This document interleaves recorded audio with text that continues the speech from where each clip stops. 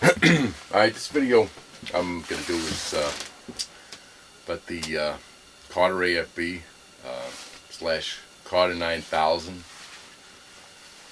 slash Edelbrock Performer, all one and the same. It might have a slightly different appearance, but it's all the same carburetor. Been around since 1957, and one, under one name or another. From 57 to 71, they were a factory carburetor used by GM. I actually had one on the '63 Buick Riviera, nailhead, and it worked good on that Buick. But anyway, I'll get into that later. I just want to do a little background. And this from the 70s till 1998, they were sold as the Carter 9000s. And somewhere, I think in the 90s, I'm not sure, it's a little murky there, Edelbrock bought the design and had Weber make the carburetors for him. So since 1998, if you bought, you could buy, only Carter carburetor you could get new is those Edelbrock Performers. And they're essentially an AFB made by Weber, basically sold as the Edelbrock Performer. And that would be this carburetor right here. This one's a little rough. It has a broken air horn, but this is just my parts display model. This is 600 CFM 4-barrel. This is actually, I think, I'm pretty sure this is a 9000. Actually, it's not a Edelbrock, because it's not even marked. I think this is probably from the 80s or early 90s. Somebody was pretty rough on it. But he's not familiar with these. It's a mechanical secondary 4-barrel carburetor, aluminum, AFB, aluminum 4-barrel carburetor. It doesn't have, the only thing it has in the back is the 4 Venturis on the back, on the secondaries. It has a flap that moves with, as the engine sucks in more air, the vacuum goes down, this weighted flap opens up more. So it's not always open, but it is open, if you'll see. Let me show you here. Let me pick the cut.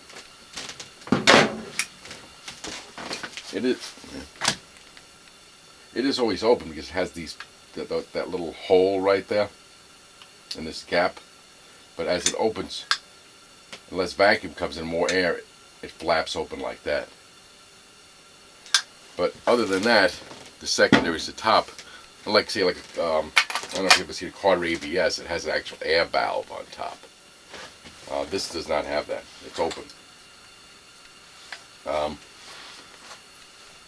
And inside, you can see right there, it has jets right here, right there, right there, right there.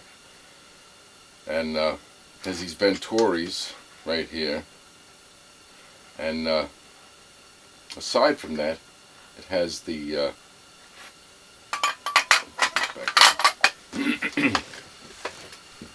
there's these holes right here where you have your step-up springs and your metering rods that go in here, and they slip down right into those primary jets, and they block fuel at low, like an idle. They go down, and like I said, as you get more air and less vacuum, they go up, and you get more fuel.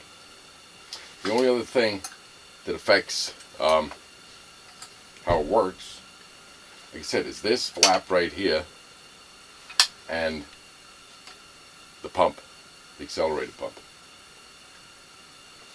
I mean, this is just a PCV, and it's your ported vacuum, full vacuum, your manifold vacuum. Choke would go right here, whether it's a manual or electric. And right here you have this, which is a cold idle.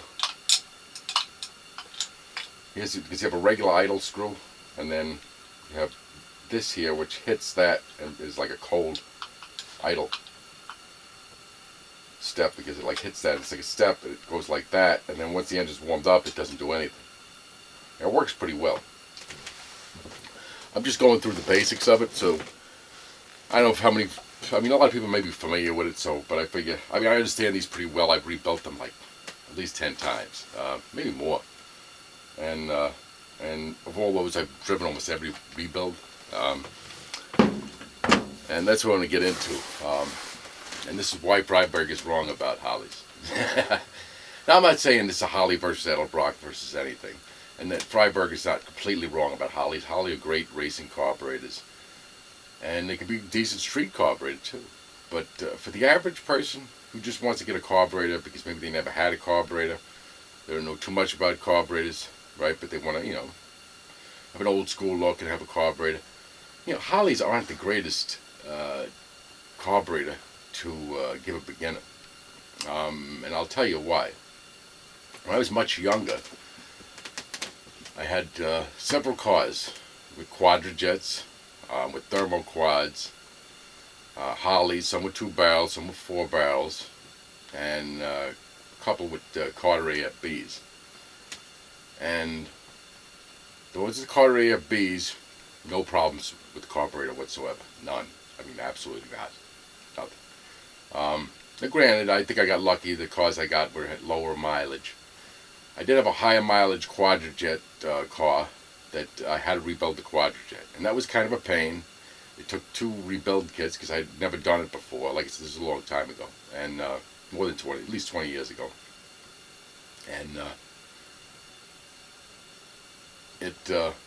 and I had rebuilt carburetors before, 2 barrels, so it was still a pain in the neck to do. But I did get it. It was on a Chrysler 318.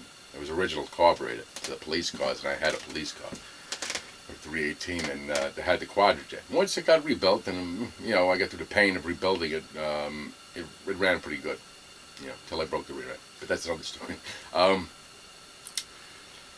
Now Holleys, my experience with Holleys is I had a Chrysler product with a 500 CFM 2 barrel. It was factory, and I never did anything to it other than clean it out with a little bit of carburetor cleaner and adjust the idle.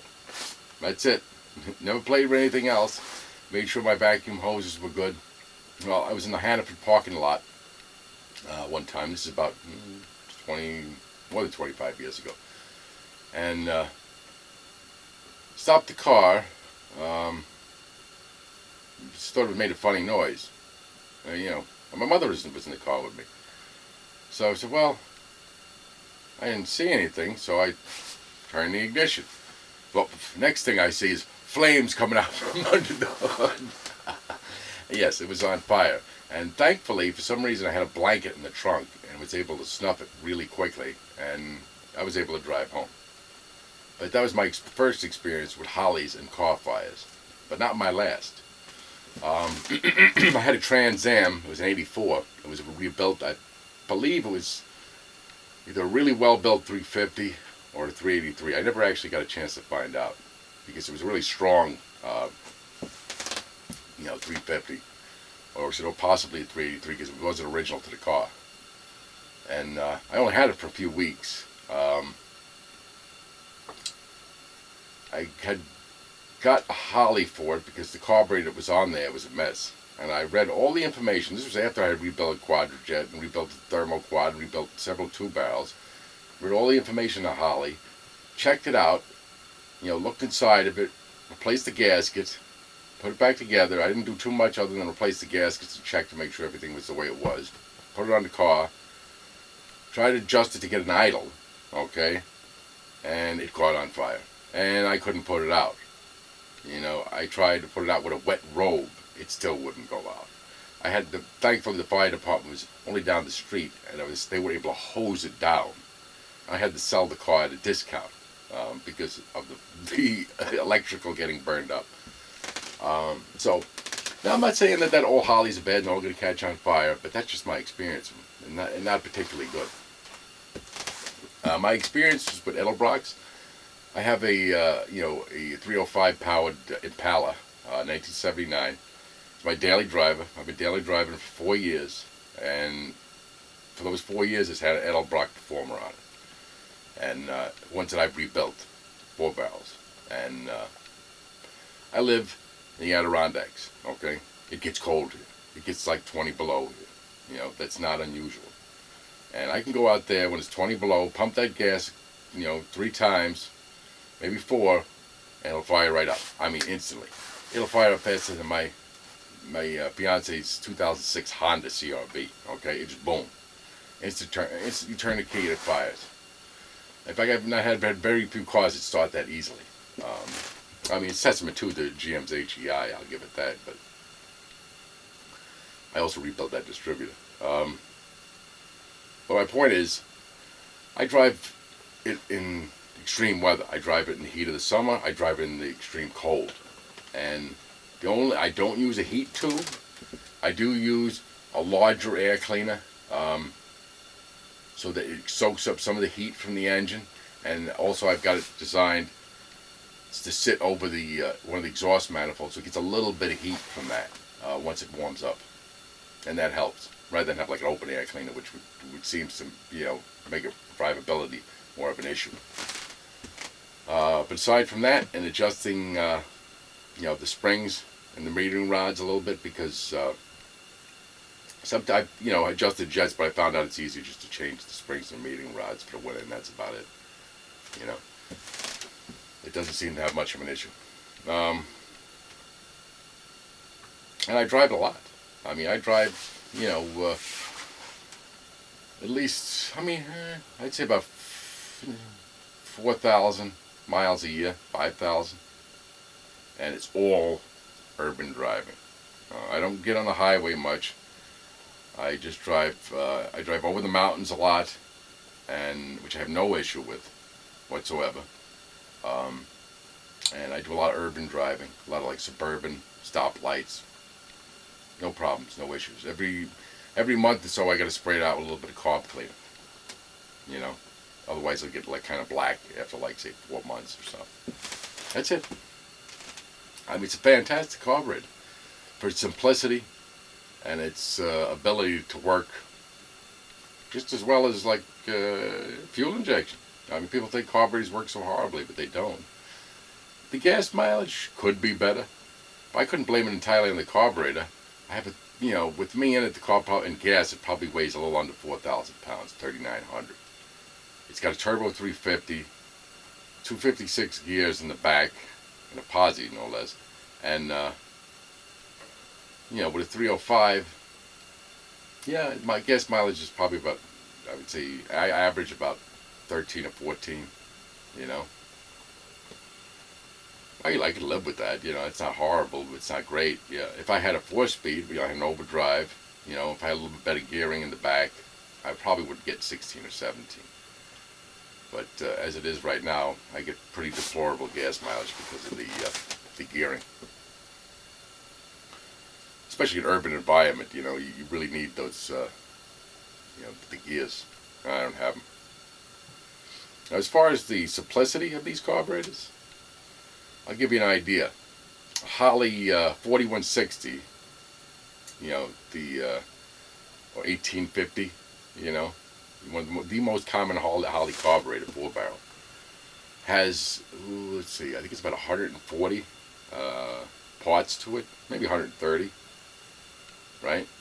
A Quadrajet has about a little less than 100, maybe it's like 80, or maybe it's not that much, maybe it's around 80, 75, 80, I think, maybe 75. A Thermoquad has about 54, I think, parts to it. And I've got to the Thermoquad. The Thermoquad is a decent carburetor. It's fairly simple and it works pretty well when you don't have problems with that phalonic ring. Not ring, that the phalonic piece that goes in between the metal on those carburetors. It tends to warp. That's the only problem with those. But it is fairly simple design. I mean, it worked pretty well. I don't think they're as easy to tune. Maybe they are. They're pretty, but like I said, there's a lot of bugaboos with that phalonic, ring. the Edelbrocks, Carter AFBs, Carter 9000s, parts 49. Yes, 49. And you could see, as I'm showing you here, it's a really simple carburetor. There's not a lot going on here. The only thing that's missing here that you don't see are the floats. Okay, 2 floats, one on each side, with needles, the seat right there. There's a brass seat and a needle that hangs over it on the float. That's it. The jets, the accelerator pump goes in there. When it's back together, like I said, you have the step-up springs and the metering rods. I mean, this is a foolproof design. I mean, if you're going to get into carburetors, I mean, if you want technology, I'm not talking about like racing, and I'm not like all-out performance like that. That's not what I'm talking about. I'm talking about street driving carburetors, right? What's the best design? The simplest. Why? Because if you want technology, get some fuel injection, okay? You're going to get better gas mileage, better cold starting, smoother running. It's a no-brainer. But if you want to mess with carburetors and you're not racing, there's no reason to get any other carburetor than that. Why? Because it's simpler. And it works just as well. Anybody who says that these don't run right is I don't know. They're doing something wrong. People have said, oh, this is the problem. This might be the problem in racing if you can race these carburetors. The fuel pressure. This is a fuel pressure regulator, mechanical. Saying that they need 5.5 to 6 psi of fuel. And if you get too much, they don't run right. No, that's nonsense. I've tried it myself. Several times on 2 different carburetors. I've tried this, setting this between 5 and 7, and had a negatory effect. Nothing. It's not the pressure. It's the adjustment. And what's to adjust here? Well, let's see. The first thing you should be adjusting if you have one of these is the accelerator pump. Now this pump sits right here, comes out, and there's a little rod here, and you could adjust the rod 1, 2, 3. The closer you get, the closer you get to the body, the more it pumps. The farther away you go down, the less gas you get, because it makes the throw longer. The shorter you get, the more fuel you get. That's the first thing, because if you get any kind of hesitation, look to the accelerator pump. If the hesitation is still there, then that means that you either got the wrong jets or the wrong springs or the wrong metering rods. I would go with the springs first. If springs don't help, try matching your primary jets to a different set of metering rods, because if you change the jets, you may have an issue with some metering rods not matching. I've had that problem too. Like there's a 75 metering rod, and then it's like a 70. And if you put in too small of a jet with a 75 metering rod, you're not going to get any gas. It's going to be way too lean. So you'd have to go to a 70, you see. The 75 is only good for big jets like 98 and bigger. The 70 metering rod you could use with like a 95 jet. That's the only thing. Once you get that correct, once you get that line up as far as the jets to the metering rods and the spring to the metering rod and what you need out of the accelerator pump, there isn't anything else. The slight adjustments on your idle. This right here, oh sorry, backwards. This right here has 2 screws they're missing. I took them out. These screws, left and right for each side of the carburetor, adjust the idle circuit, okay? This is a no-brainer. Adjust your timing, either with a timing light or a vacuum gauge, or both. That would be the smart move. I do both. I use a timing light and a vacuum gauge. Adjust my timing first, and then adjust this with a vacuum gauge. Hook up your vacuum gauge and try to get the best vacuum we can by turning these screws. Make them even. And then when you do that, you might want to turn them out just another a little less than a quarter turn just to richen it a little bit more, and that's it. You know, if you're not doing that, then that's what you're doing wrong. That's the whole problem. I've heard people say, "Why I can't get my carburetor tuned?" Well, use a vacuum gauge, okay? Because that's the number one tool in your toolbox for tuning carburetors on the car, okay? And make sure you have a timing light to do your timing. Once your timing's good, then use the vacuum gauge for both the timing and the carburetor. Once you get those, you'll have your idle circuit dialed in, and if you have hesitation, go to the accelerator pump. If you don't, if that's not the problem, then you go to the jets and the metering rods and the springs. Not much else to it, you know. The one I use on my car has a manual choke, you know, and doesn't bother me, you know.